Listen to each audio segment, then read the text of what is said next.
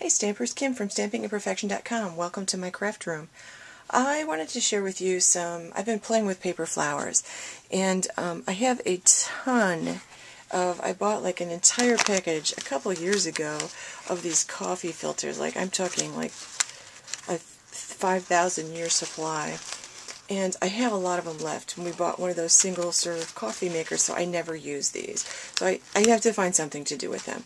So one of the things I decided I wanted to try to do was to make little flowers to put on my cards, little embellishments. You see a lot of flowers on cards. So I was experimenting with different ways and things that I could do. So I have two flower punches. One is the fancy flower, and it gives you little flower shapes like this. And what I discovered was, first of all, if you want to punch these out, it's easier I have several coffee filters here. So if you use several at once, it's easier to slide them in and then punch. One coffee filter is actually very flimsy, so it's hard to punch. And then you want to gently pull this out so that you don't rip it. You don't want any of your coffee filter to get stuck up inside your punch. So that's one little tip. Here's another tip. You get a whole bunch of these, you separate them so you get them individually, and you can take your paper piercer and just poke a hole in the center and then put a mini brad in.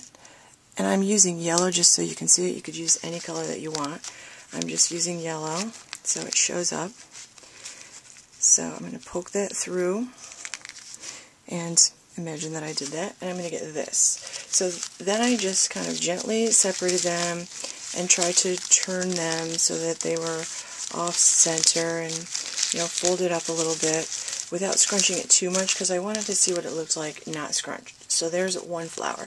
You could put a big fabulous button in the center, of any size you wanted, as a center with a glue dot, with a little bow on it, or a pearl. You could do anything you wanted. You could put a rhinestone in the center if you wanted to. So that's the fancy flower punch with probably 5 or 6 coffee filter punches without too much scrunching. I think it's kind of pretty, and you could put more layers if you wanted to. You could put different size layers if you wanted to. Now here's the same fancy fold with the same number of layers, only the second time I scrunched it. I just really took it and scrunched it, and then I slowly, so I wouldn't tear it, although coffee filters are much sturdier than tissue paper, I have found. And then I slowly unfolded it to get, what looks like a really pretty little tissue paper. And again, I could unfold it even more and put a pretty button center if I wanted to. So I really, really liked the way that came out. That's a coffee filter, so they're not very expensive.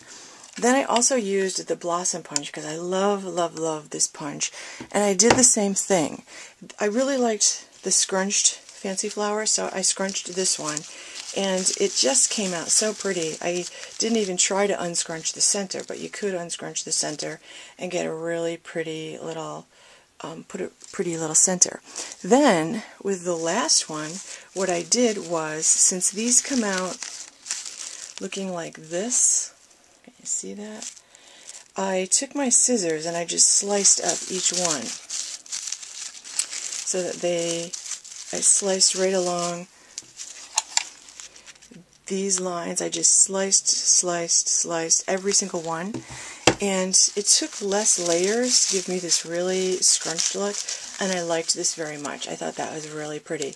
So you could attach that quite easily. So that was another little look, and you can see, if you look really closely, that they're all just cut a little bit. So I really liked that. Then I did another video on coloring filter papers, and I tried all different techniques. So you can see this one's got a huge brad in the center, but you could also color the coffee paper filters, and I have a video on different things I tried and how they turned out. It's a very short video, but I tried several different techniques just to see what they looked like, and there's a technique that I used. I believe this might have been with the brayer, I'm not really sure, but you can also color the coffee filters, and I didn't scrunch this colored one very much, but you can see the different flowers that you can get if you just experiment a little bit. So you have a lot of different options there, and coffee filters are cheap, so go ahead and give that a try. So thanks for watching. If you haven't stopped by my blog, stop by stampingimperfection.com. Thanks for watching.